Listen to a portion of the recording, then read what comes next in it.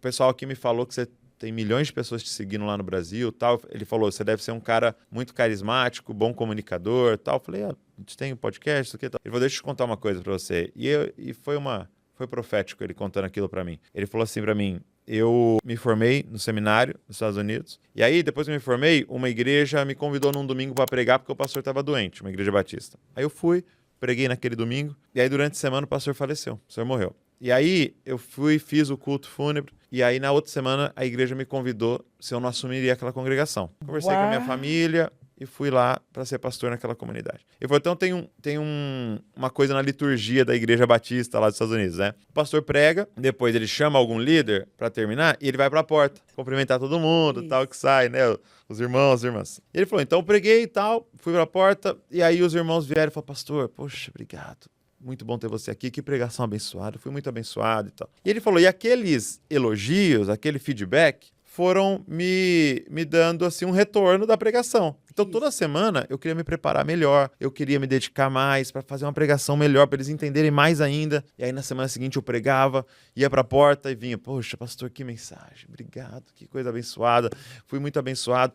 E aí ele falou que na outra semana ele se esmerava mais ainda, ele queria pregar melhor e achar melhor ilustração e tal. E ele foi melhorando, né? Semana após semana. Ele falou até que um dia ele estava na porta e aí veio um irmão, falou, pastor, que pregação. E aí ele falou assim, esse irmão falou assim pra ele, eu nunca conseguiria fazer o que o senhor faz. Aí ele falou que veio o segundo e pegou na mão dele e falou, pastor, fui muito abençoado, que mensagem. Eu não sei como o senhor consegue, eu nunca conseguiria fazer isso que o senhor faz. E veio o terceiro, pegou na mão dele e falou, pastor, nossa, fui muito abençoado, eu nunca conseguiria fazer o que o senhor faz. Ele falou que naquela hora o Espírito Santo falou com ele, o seu dom tá deixando minha igreja estéril. Caramba.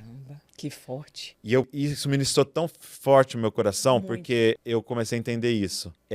Se na minha sede por admiração, eu vou criar uma igreja estéril. Agora eu vou falar com uma igreja brasileira, muito influenciados nessa última década com a igreja americana, com a igreja australiana. E a gente recebeu coisas muito legais, e principalmente nessa área da excelência. Fazer melhor, fazer mais bem feito e tal. Mas eu acredito que a gente está chegando num ponto que isso está sendo prejudicial. Por quê? Porque o jovem que está sentado na nossa igreja, ele olha para aquela estrutura e ele fala, eu nunca conseguiria fazer isso. Sabe, quando eu entro num shopping aqui nos Estados Unidos, eu não tenho o sentimento de, nossa, um dia eu vou fazer um shopping. Eu vou ter um shopping. Não, é tão grandioso que meu sentimento é só de consumir. Eu tô ali para consumir. Mas quando eu entro numa família, quando eu entro na casa do meu pai, um sentimento brota no meu coração. Um dia eu vou ter uma família como meu pai. A pergunta é, o que a nossa igreja está parecendo? Ela parece mais com um shopping, ele parece mais com uma família. O que brota no coração dos nossos jovens ao entrar na igreja? Tô aqui para consumir? Ou um dia eu vou liderar uma igreja? Um dia eu vou entregar minha vida pregando o evangelho, liderando um grupo de pessoas e pastoreando eles? Esse sentimento não tá mais gerando, porque a impressão que dá é que tem que ser um mega CEO para ser líder de uma igreja, e não um pai de família. A descrição de 1 Timóteo, de que Paulo dá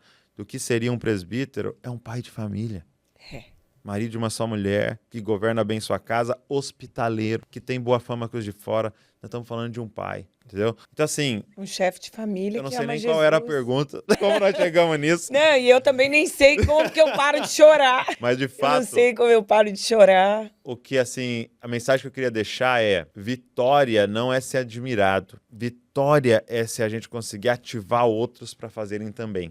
Uma coisa interessante, eu gosto muito de NBA, tu acompanha NBA e tal. E aí, eu desafio também a galera a pesquisar. A NBA, ela tem um negócio chamado que é o MVP, que é o melhor jogador do ano. Né? Então, é o cara com as estatísticas mais altas, que fez mais pontos, que foi o mais valioso do ano. Top. E eu comecei a pesquisar uma coisa. Quantas vezes o MVP estava no time que foi campeão? Pouquíssimas vezes. Em 75 anos de NBA, foram poucas vezes que o time que foi campeão, o cara que foi MVP estava nele.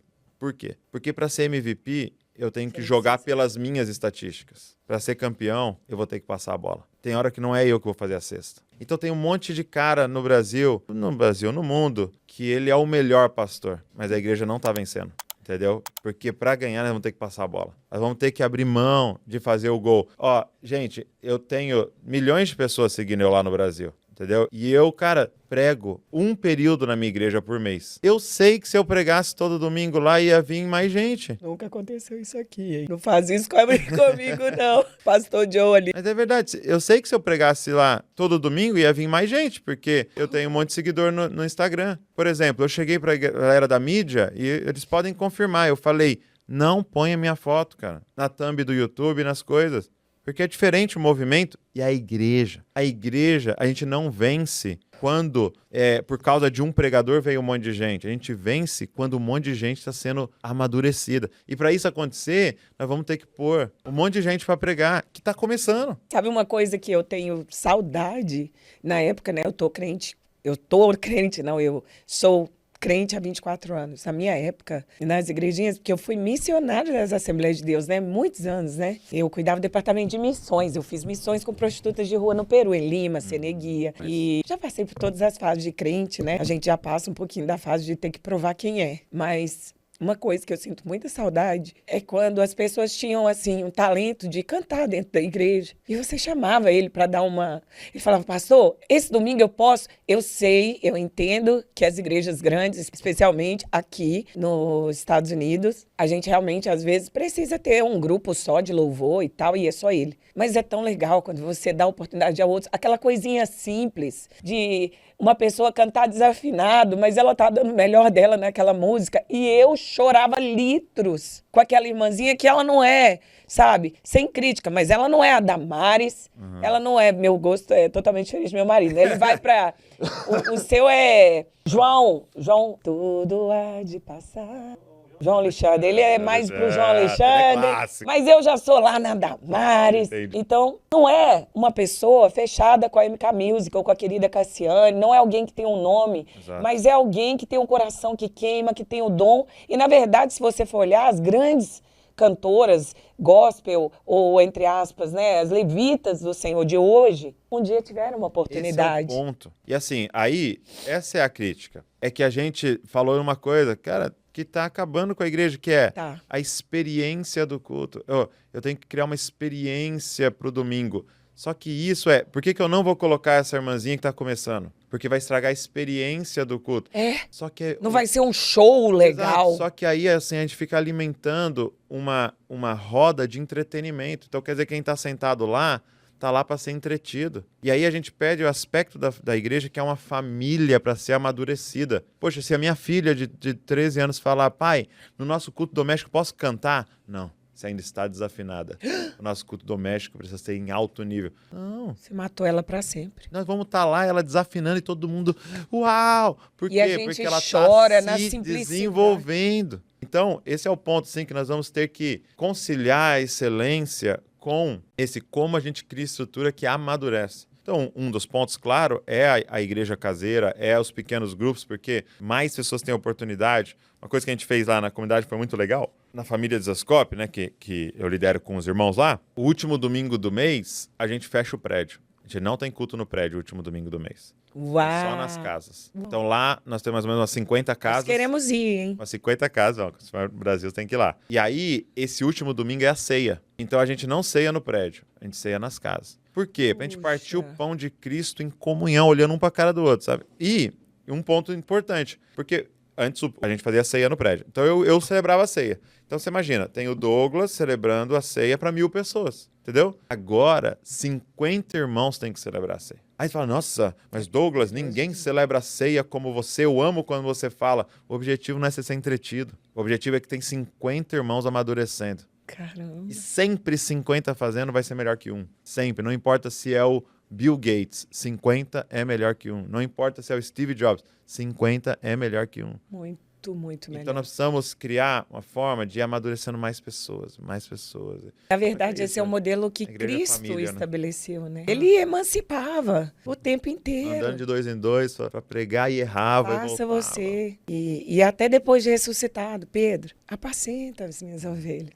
Essa coisa de emancipar parece que é algo que se tornou um pesadelo para um líder narcísico. Porque ele quer tudo ao redor dele, ele não quer que outro seja emancipado. E você sabe um dos argumentos? Porque assim, lá a gente tem as igrejas caseiras, né? De DNA, essas igrejas nas casas. Chama DNA. E a gente põe, a galera ceia nas casas, gente apresenta bebê nas casas e a gente batiza nas casas. Tremendo! Então, quando eu falo para alguns líderes isso, o líder na hora fica, não, mas espera aí, e se é uma dessas casas achar que é igreja e rachar a igreja, né, e dividir e tal, né? Puxa, que O que mentalidade. eu percebo, assim, que um dos pontos pra gente não fazer mais isso, de emancipar e de treinar e tal, é o medo que a gente tem de Judas. Mas eu E a tenho gente falado... não tem segurança na nossa forma de discipular, né? É. E eu tenho falado assim, ó, se a estrutura que a gente está liderando não permite surgir um Judas, a gente não está liderando como Cristo. Uau. Por quê? Porque a estrutura que a gente criou, que é a prova de Judas, que ele mata Judas, a gente fica, nossa, matamos Judas, também mata Mateus, também mata João, também mata Pedro. Então, para ter Mateus, Pedro, João, Natanael, não tem que ter Judas. Então, Jesus estava liderando dessa forma. Verdade. Dando liberdade para atraí-lo. Só que era a única forma Meu de gerar Deus. pessoas maduras.